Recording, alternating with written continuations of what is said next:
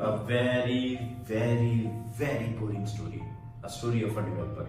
एक डेवलपर की क्या कहानी होती है, स्पेशली वर्डप्रेस डेवलपर की हम बात कर रहे हैं। हमें अलग अलग करके एक प्रोजेक्ट मिलता है, उस प्रोजेक्ट के बाद हमें अपने लोकल होस्ट को सेटअप करना है। अब लोकल होस्ट को हम कैसे सेटअप करते हैं? हम पहले ज़ैम्प हमने इंस्टॉल किया हुआ है, ज़ैम्प के साथ हमारे पास अपाची है, माईसीक्वल है, हम उसको स्टार्ट करते हैं। फिर हम जाते हैं wordpress.org की वेबसाइट पे wordpress.org और उस पे एज यूजुअल गेट वर्डप्रेस के बटन पे हम क्लिक करेंगे। वहां से हम wordpress.zip फाइल डाउनलोड करेंगे। जिप फाइल को उठा के हम जाएंगे ज़ैम्प के htdocs के फोल्डर में, जहां जाके हम अपना जिप फाइल फोल्डर को एक्सट्रैक्ट करके फोल्डर रखेंगे। फिर उसको वेबसाइट का नाम देंगे। It can be hospital, it can be marketing website, it can be anything. ये कोई भी नाम होगा जो हमारा प्रोजेक्ट हमें कह रहा होगा। लेकिन अभी हमारा काम शुरू नहीं हुआ। जी नाज़रीन, आप सबको पता है हमारा काम अभी स्टार्ट नहीं हुआ। काम कैसे स्टार्ट होगा? अब आपको अपना डेटाबेस एडमिनिस्ट्रेशन ओपन करना है, phpMyAdmin ओपन करना है। आपको जाना है, जाके अपना डेटाबेस का नाम बनाना है। फिर आपने वापस आके लोकल होस्ट / फोल्डर का नाम लिखना है अपने ब्राउजर पे, क्रोम, एज, ओपरा, मिनी, व्हाटसोएवर। उसके बाद आपकी वेबसाइट टाइम लेगी, रोटेट होती रहेगी। वेबसाइट का पेज आएगा, उस पर लिखा होगा कि चूज योर लैंग्वेज, वर्डप्रेस की इंस्टॉलेशन। लेकिन अभी भी काम पूरा नहीं हुआ। अब हमने नेक्स्ट स्टेप पे जाना है। नेक्स्ट स्टेप में आपने उसको आजमूदा, आपके कंप्यूटर में एक ही माईसीक्वल है, लेकिन आपको उसे दोबारा बताना है कि वेबसाइट के डेटाबेस का क्या नाम होगा। वेबसाइट का होस्ट लोकल होस्ट होगा, वेबसाइट का यूजर रूट होगा, वेबसाइट का पासवर्ड कुछ नहीं होगा। फिर हमने नेक्स्ट पे क्लिक करना है। फिर वो जाएगा, इंस्टॉलेशन करेगा। इंस्टॉलेशन के बाद आपके पास आके कहेगा जी अब मुझे आप दोबारा से डिटेल दें। उसमें आपने साइट टाइटल देना है, उसमें आपने अपना यूजर नेम बताना है, उसमें आपने अपना पासवर्ड बताना है। जिसमें थोड़ा सा क्लिक करेगा कि जी पासवर्ड आपका सिक्योर नहीं है। फिर आपने उसे कहना है यूज वीक पासवर्ड। फिर आपने उसे कहना है जनाबे वाला कि एडमिन का ईमेल एड्रेस ये दे। फिर उसके बाद जाके आपका वर्डप्रेस का डैशबोर्ड रेडी होगा। कहानी यहीं तक नहीं है। कहानी का दूसरा हिस्सा क्या है? लेट्स सपोज आपकी वेबसाइट पूरी बन चुकी। आपने वेबसाइट को अब अपने क्लाइंट को शो करना है। क्लाइंट आपका यूएसए है, कनाडा है, न्यूजीलैंड है, ऑस्ट्रेलिया है, दुनिया जहां में कहीं पे भी मौजूद है। अब उसको वेबसाइट दिखाने के लिए आपको वेबसाइट को वापस किसी डेमोन्स्ट्रेशन सर्वर के ऊपर अपलोड करना है। किसी लोकल सर्वर के बजाय किसी शेयर्ड होस्टिंग पे अपलोड करना है। क्यों करना है? क्योंकि वेबसाइट को देखेगा, इश्यूज निकालेगा, इश्यूज निकाल के आपको बताएगा। और ये करने के लिए आपको एक रियल सर्वर रिक्वायर्ड है। बट उसमें भी एक प्रॉब्लम है। प्रॉब्लम क्या है? या तो आपने रियल सर्वर खुद परचेज किया हो या आप क्लाइंट का यूज करें। बट अगर आप क्लाइंट का यूज करेंगे, एक और मसला है कि क्लाइंट आपकी पेमेंट अमूमन मारने के चांसेस में ज्यादा होता है। तो अब इस सारे सिनेरियो के अंदर अगर हम बात करें कि हमारे पास क्या तरीका है एज अ वर्डप्रेस डेवलपर कि हम अपना लोकल होस्ट का वर्कफ्लो आसान कर सके। By workflow I mean website एक नहीं बनानी। वेबसाइट हमने एट टाइम 1, 2, 3, 4 जितने प्रोजेक्ट्स हैं उनके लिए बनानी है। वेबसाइट में कभी कभार अगर आप सीजन वर्डप्रेस डेवलपर हैं तो आपको पता है कि हमें वेबसाइट को PHP वर्जन 7.3 पे भी देखना पड़ता है, PHP वर्जन 8 पे भी देखना पड़ता है, डिपेंडिंग अपॉन कि अगर आप थीम डेवलप कर रहे हैं, अगर आप प्लगइन डेवलप कर रहे हैं, ये सारी जिम्मेदारी आपकी बनती है। अब ये सारा कुछ करने के लिए ज़ैम्प एक ऐसा टूल है जो वैसे बहुत हमें एक स्टार्टिंग पॉइंट देता है, लेकिन वो ये सारी चीजें नहीं हैंडल कर सकता। आज के इस वीडियो के अंदर मैं आपको उस टूल का गाइड, उसकी इंस्टॉलेशन और उसका वर्कफ्लो यूजेज बताने लगा हूं, जिसके जरिए ना सिर्फ आप अपनी वेबसाइट का रन टाइम पे PHP वर्जन चेंज कर सकते हैं, उसके अंदर आपकी इंस्टॉलेशन 1 क्लिक है। आपको वर्डप्रेस की वेबसाइट पे जाना भूल जाएगा। इनफैक्ट मैं कहता हूं कि आप wordpress.org की डोमेन भी भूल जाएंगे। उसके बाद आपने किस तरीके से उसे 1 क्लिक पे इंस्टॉल करना है, आप कैसे बगैर डेटाबेस को क्रिएट किए उसकी इंस्टॉलेशन कंप्लीट करेंगे। उसके अंदर अगर आपने अपाची के बजाय nginx पे काम करना है उसको सेट कर सकते हैं। nginx के बजाय अपाची का .htxs की फाइल सेटिंग करनी है वो कर सकते हैं। ये सारी टेस्टिंग आप इजीली कर सकते हैं। और सबसे मजे की बात कि instead of using local host / folder name आपके पास एक स्पेशल URL होगा, एक डेडिकेटेड डोमेन होगी जो आपकी वेबसाइट का .local के नाम से होगी। इस टूल में इतनी पावर मौजूद है। इस टूल के जरिए आप अपने लोकल होस्ट की, अपने लोकल कंप्यूटर में मौजूद वेबसाइट को ऑनलाइन दुनिया में कहीं पे भी शेयर कर सकते हैं, बगैर किसी सर्वर को परचेज किए हुए, बगैर किसी के साथ शेयर किए हुए, बगैर अपने क्लाइंट की वेबसाइट पे बगैर अपने क्लाइंट की वेबसाइट पे पेमेंट रिसीव किए, अपलोड किए बगैर। यानी आप सिक्योर हैं।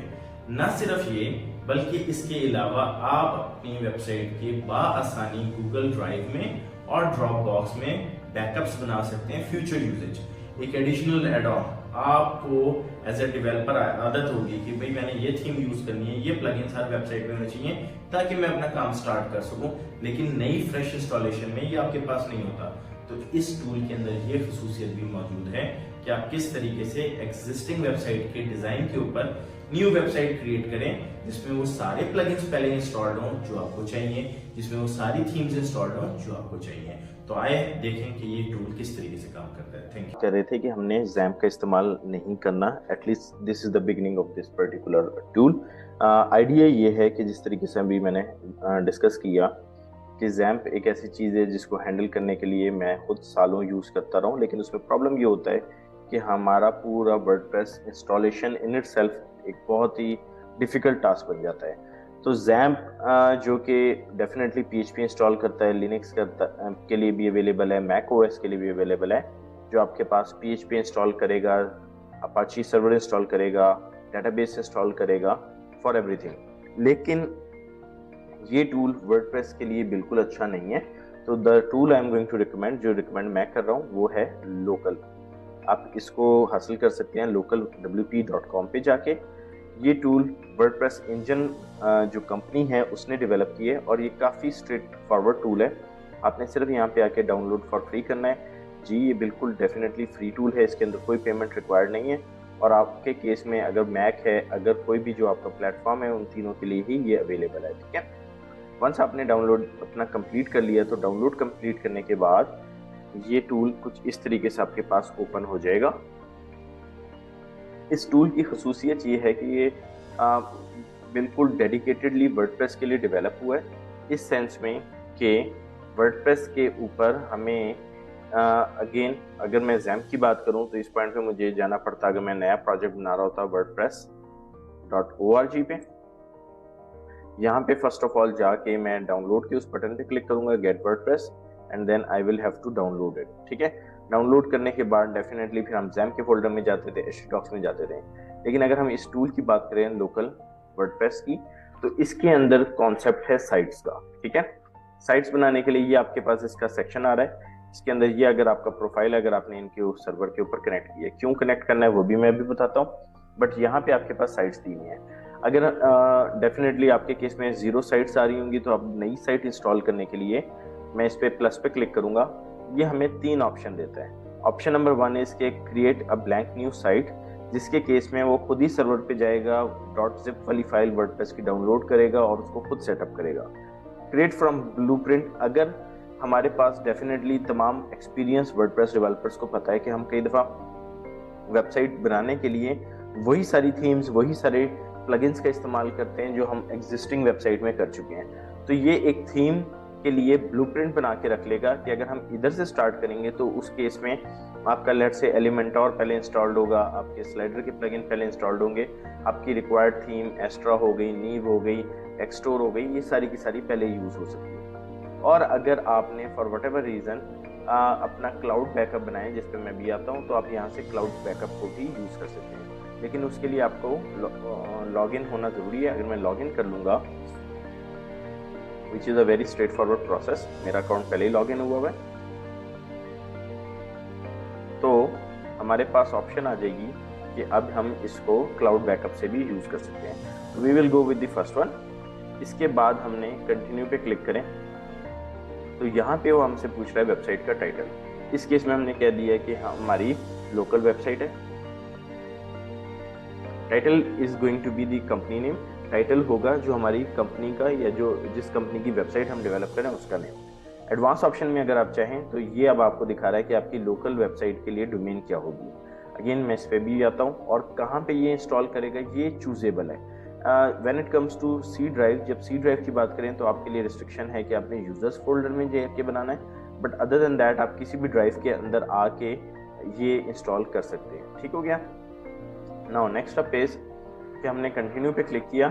अब इस टूल की वो प्रेफरेंस बात है जो मैं आप लोगों को पहले डिस्कस कर रहा था कि ये टूल हमें अलाउ करता है कि हम अपना कस्टम PHP वर्जन डिफाइन करें, हम अपना सर्वर डिफाइन करें और अपना डेटाबेस डिफाइन करें। अगर हम प्रेफर्ड यूज़ करेंगे तो हमारे सिस्टम में जो इन तीनों में इंस्टॉल्ड होगा ये ऑटोमेटिकली उन्हें रीड कर लेगा। अदरवाइज मैं कस्टम में आके PHP का वर्जन कोई भी खुद से सिलेक्ट कर सकता हूँ। इट सपोर्ट्स टिल 5.6.39, यानी ये सबसे लोएस्ट वर्जन है, और लेटेस्ट में 8.1.9 जो मैंने अभी सिस्टम में इंस्टॉल किया हुआ है। अदर देन दैट मैं इनमें से किसी पे भी क्लिक करूंगा जिनके साथ ये एरो आ रहा है, इसका मतलब ये है कि अभी मेरे सिस्टम में इंस्टॉल नहीं है। अगर मैं क्लिक करूंगा तो ये इंस्टॉल हो जाएंगे। नाउ वेब सर्वर के केस में मेरे सिस्टम में nginx सर्वर इंस्टॉल्ड है, आप चाहें तो अपाची भी यूज़ कर सकते हैं। डेटाबेस में मेरे पास MariaDB की भी इंस्टॉल्ड है और MySQL भी है। ये दोनों ही मुझे ऑप्शन प्रोवाइड कर रहा है। अदर देन दैट MySQL 5.7 वाला भी मैं इंस्टॉल कर सकता हूँ। तो I will go with the preferred one.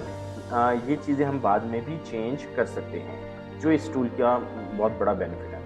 अब ये टूल आपसे सिंपली पूछ रहा है कि यूज़र नेम क्या है। हमारे केस में कह दिया हमने एडमिन है, उसके बाद हमने कहा कि पासवर्ड इसका पासवर्ड होगा।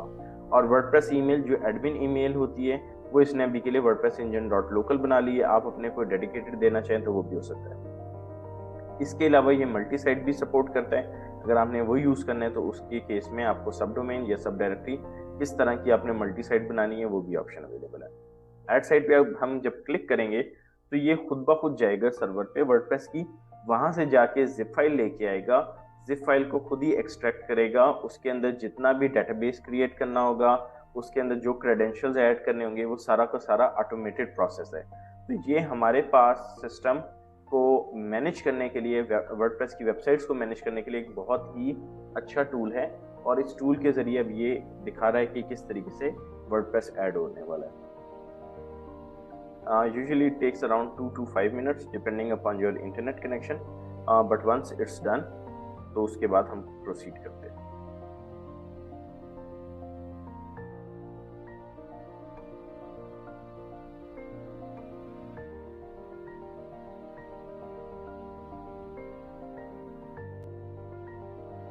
ऑल राइट, तो अभी हमारी वेबसाइट लोकल वेबसाइट के नाम पे इंस्टॉल हो गई है। इस वेबसाइट को इस वक्त अगर आप देखें तो ये साइट एनेबल्ड है। दैट मीन्स कि अब अगर मैं यहाँ से ओपन साइट पे क्लिक करूँगा सिर्फ इस बटन पे, तो ये बटन ऑटोमेटिकली मेरी वर्डप्रेस की वेबसाइट को लोकल लेवल पे ओपन कर देगा। ठीक है, सेम मैनर में यहाँ पे दिया हुआ है वर्डप्रेस एडमिन। अगर हम इस पे क्लिक करें तो ये हमें इसके लॉगिन पेज पे, एडमिन पेज पे लेके जा रहा है। बट हम नहीं चाहते कि ये लॉगिन या एडमिन पेज पे आके हमें हर दफ़ा क्रेडेंशियल टाइप करना पड़े, क्योंकि अगेन ये भी एक कम्बरसम टास्क है। समटाइम हमें भूल जाता है कि हमने किस प्रोजेक्ट के लिए क्या रखा है। तो इसमें इसके लिए बहुत ही एक आसान ऑप्शन है कि आप यहाँ पे आके नीचे एक वन क्लिक एडमिन के बटन पे क्लिक कर दें, तो यहाँ पे जितने भी इस डेटाबेस के अंदर एडमिन्स अवेलेबल होंगे वो आप सिलेक्ट कर सकते हैं। अब की बार जब मैं इसको वर्डप्रेस एडमिन के बटन पे क्लिक करूँगा तो ये ऑटोमेटिकली मुझे इस लोकल वेबसाइट के अंदर लॉग इन कर देगा। जो सबसे इम्पोर्टेंट इसकी और मज़े की बात है वो ये है कि ये हमारी वेबसाइट को एक प्रॉपर डोमेन की शक्ल दे देता है, बजाय इसके कि हमें लिखना पड़े लोकल होस्ट स्लैश और फोल्डर का नाम। ठीक है, अब क्विकली इसके फीचर्स की बात करें तो ये साइट डोमेन है जो हम चेंज भी कर सकते हैं अगर हम यहाँ से चाहें। अगर हमने अपने वर्डप्रेस को लोकल लेवल पे SSL के लिए टेस्ट करना है तो हम यहाँ से ट्रस्ट को एनेबल कर देंगे, तो ये लोकल लेवल पे हो जाएगा। वेब सर्वर जिस तरह मैंने जिक्र किया, तो हम इसको रन टाइम पे, यानी हम चलाने के बाद, इंस्टॉल करने के बाद, वर्डप्रेस को सेट करने के बाद अपना सर्वर बदल सकते हैं, अपना डेफिनेटली PHP वर्जन को भी चेंज कर सकते हैं। डिटेल्स अगर आप क्लिक करेंगे तो ये PHP की डिटेल्स आ रही है। इसके अंदर हमारे पास लिखा आ रहा होता है कि हमने कौन कौन से हमारे मॉड्यूल्स PHP के एनेबल्ड हैं, ताकि हम अपनी वर्डप्रेस की डेवलपमेंट को कंप्लीट कर सकें। लेट्स से कि मैजिक का अगर आइडिया हो, GT का आइडिया हो, कंप्रेसर्स का आइडिया हो अगर आप लोगों को। डेटाबेस में ये डेटाबेस ये यूज़ कर रहा है, वन क्लिक एडमिन मैंने आपको बता दिया। वर्डप्रेस के इस वक्त कौन सा वर्जन इंस्टॉल्ड है वो अवेलेबल है, क्या ये मल्टी साइट है, नहीं। ठीक है, Xdebug उन लोगों के लिए जो साथ PHP Storm या किसी और IDE के अंदर इसको डिबग करने की ख्वाहिश रखते हो। ठीक है, नाउ डेटाबेसेस की बात करें तो अमूमन XAMPP के अंदर हम PHPMyAdmin जाते हैं। इसके अंदर आपके पास एडमिनर का टूल अवेलेबल है, आप सिर्फ इस पर क्लिक करेंगे, which is a duplicate or similar to your PHP Storm। यहाँ पे आके आप उसी तरीके से अपना डाटा ऑब्जर्व कर सकते हैं। लेट्स से कि अगर मैं बात करूँ तो WP यूजर्स में मैं जाऊँगा, सिलेक्ट डाटा पे जाऊँगा तो ये मेरा एडमिन अवेलेबल है। मैंने इसमें डेफिनेटली और चीज़ें इंस्टॉल करनी होंगी तो मैं एसक्यूएल कमांड्स को रन कर सकता हूँ। ठीक है, यहाँ से ये एसक्यूएल कमांड्स आपके पास आ रही हैं, तो हम यहाँ से उन्हें रन करके अपने डेटाबेस में मैनिपुलेशन कर सकते हैं, मैनुअली भी कर सकते हैं। इसके अलावा ये टेबल प्लस का भी सपोर्ट देता है अगर हमने एक्सटेंशन इंस्टॉल की हुई हो, जो यहाँ से अवेलेबल हैं, जिन पे हम अभी बात करते हैं। तो लेकिन TablePlus only Mac system के लिए अवेलेबल है, फॉर नाउ विंडोज़ के लिए अवेलेबल नहीं है। टूल्स में अगर हम बात करें तो यहाँ पे हमारे पास लॉगिन करने की वजह से ऑप्शन है कि हम इसको अपने साइट के डेटाबेस को और इसकी फाइल्स को बैकअप कर सकते हैं ऑटोमेटिकली गूगल ड्राइव पे, या अदर प्रोवाइडर में ड्रॉप बॉक्स भी अवेलेबल होता है। ठीक है, तो ये ऑटोमेटिकली इसका पूरा बैकअप्स को कर लेगा। ये बहुत ही अमेजिंग फीचर है इस हवाले से कि हमने जब सर्वर पे अपलोड करना होगा तो हमारे लिए आसानी हो जाती है कि हम वहीं से उसको ड्राइव के जरिए ही इंपोर्ट कर लें, रादर कि हमें मैनुअली अपलोड करना पड़ेगा। मेल हॉग बेसिकली एक टूल है जिसके जरिए जितनी भी वर्डप्रेस से हम क्या कहते हैं मेल्स भेजेंगे वो सारी की सारी यहाँ आ रही हैं। जैसे कि अगर आप फ्रेश वर्डप्रेस इंस्टॉल करें तो हमने इसको दिया था अपना एडमिन ईमेल dev@wordpressengine.local, तो ये उसने ऑटोमेटिकली 4 मिनट्स अगो एक मेल जनरेट कर दी थी। यहाँ से आके हम अपनी वेब मेल को ऑब्जर्व कर सकते हैं और उसके सारा का सारा कंटेंट को देख सकते हैं। ठीक है, ये टूल अगेन हमें ज़ैम्प में उस तरीके से अवेलेबल नहीं होता। लाइव लिंक्स में अगर हम बात करें तो लाइव लिंक्स हम यूज़ करते हैं कि अगर हमने अपना प्रोजेक्ट अपने किसी क्लाइंट को, कस्टमर को शो करना हो, तो इसके ज़रिए हम आसानी अपनी वेबसाइट को बगैर किसी सर्वर पे अपलोड किए हुए अपने क्लाइंट के साथ शेयर कर लेंगे। बस इसके अंदर जो रिक्वायरमेंट है वो ये है कि आपका कंप्यूटर उस वक्त टर्न ऑन हो और इंटरनेट अवेलेबल हो। अगर आपका कंप्यूटर स्लीप मोड पे जाएगा तो लाइव लिंक्स काम करने से रुक जाएंगे। ठीक है, अगेन हम इसको भी दिखाते हैं। Instant reload automatically run instant reload when starting this site, कि जब हमारी वेबसाइट ओपन हो तो इसको खुद ब खुद ऑटोमेटिक रीलोड कर दें। XDebug PHP Storm के लिए अगर आपने कॉन्फ़िगर करना है या VS कोड के लिए करना है, ये उन लोगों के लिए टूल अवेलेबल है जो रन टाइम पे थीम्स या प्लगइन्स डेवलप कर रहे हैं और उसके अंदर जो उन्होंने डाटा सेंड किया उसको ऑब्जर्व करना चाहें। ठीक है, जब आपने वेबसाइट का फोल्डर ऑब्जर्व करना तो आप यहाँ से गो टू साइट फोल्डर पे क्लिक कर सकते हैं। ये हमें साइट फोल्डर बता देगा। इसके अंदर हम ऐप के अंदर पब्लिक में जाएं तो ये हमारी सारी वर्डप्रेस की बेसिक फाइल्स अवेलेबल हैं जिनके अंदर हम उसी तरीके से काम कर सकते हैं जिस तरह ज़ैप में कर रहे थे। अदर देन दैट, अगर हमने वर्डप्रेस का CLI एनेबल करना हो तो ये वर्डप्रेस का CLI के लिए डायरेक्ट हमें कमांड अवेलेबल है। यहाँ से जो भी डेवलपर्स एक्सपीरियंस हैं, एडवांस हैं, उन्हें आइडिया है कि वर्डप्रेस CLI के ज़रिए वो डाटा से कम्युनिकेट कर सकते हैं। नेक्स्ट अप इज़ कि हमारे पास कनेक्शन के अंदर अगर ये दो वो कंपनीज हैं बेसिकली जिन्होंने वर्डप्रेस का ये सॉफ्टवेयर डेवलप किया, वर्डप्रेस इंजन, फ्लाईव्हील, दोनों ही होस्टिंग कंपनीज हैं और आइडिया उनका यही है कि आप उन्हीं के प्लेटफॉर्म पे अपलोड करें, लेकिन ये रिस्ट्रिक्शन नहीं है। आप चाहें तो यहीं से अपना प्लेटफॉर्म इन दोनों में से कनेक्ट कर सकते हैं और आप 1 क्लिक के सोल्यूशन के जरिए सर्वर पे अपलोड कर सकते हैं अपनी फाइनल वेबसाइट। ब्लूप्रिंट्स वो जगह है जहाँ से आके हम डिफाइन कर सकते हैं कि हमने अपनी वेबसाइट किस स्ट्रक्चर पे रखनी है और उसके लिए हम अभी टूल्स के जरिए आते हैं। Now next up is add-ons. Add-ons में बेसिक एडॉन्स में इमेज ऑप्टिमाइजर दिया हुआ है, जिसके जरिए इमेजेस ऑटोमेटिकली वर्डप्रेस की जितने भी इंस्टॉलेशन होंगी, साइट्स होंगी, उनको ऑप्टिमाइज कर देगा। टेबल प्लस एक्सटेंशन दी हुई है, मैक यूजर्स इसको यूज़ कर सकते हैं। अदर देन दैट हम विंडोज़ यूजर इंस्टॉल तो कर लेंगे लेकिन ये काम नहीं करेगा। क्लाउड बैकअप्स हैं, उसके अलावा XDebug for PHP Storm, instant reload, ये सारी एक्सटेंशन दी हुई हैं जो मैंने एनेबल की हुई हैं, इस वजह से हमारे पास शो हो रही है। Now other than that documentation में इन्होंने दिया हुआ है कि कौन कौन सी चीज़ें अपडेटेड हैं और किस तरीके से लेके चल रहे हैं। इन माई ओपिनियन ये एक बहुत ही बेहतरीन टूल है जिसके ज़रिए हम बाआसानी अपनी वेबसाइट्स को मैनेज कर सकते हैं और ये ज़ैम्प के निस्बतन एक बहुत ही पावरफुल और बहुत ही सिंपल टूल है, बजाय इसके कि हमें हर दफ़ा कॉम्प्लिकेशन में आना पड़े। आज के लिए इतना ही और आई डू होप कि आप लोग इस टूल को एंजॉय करें और इसका इस्तेमाल करें एंड कमेंट करें, लाइक करें, सब्सक्राइब करें ताकि मज़ीद इस तरीके से हम टूल्स को यहाँ पे एनालाइज कर सकें और हम अपना workflow as a developer improve कर सकें। Thank you.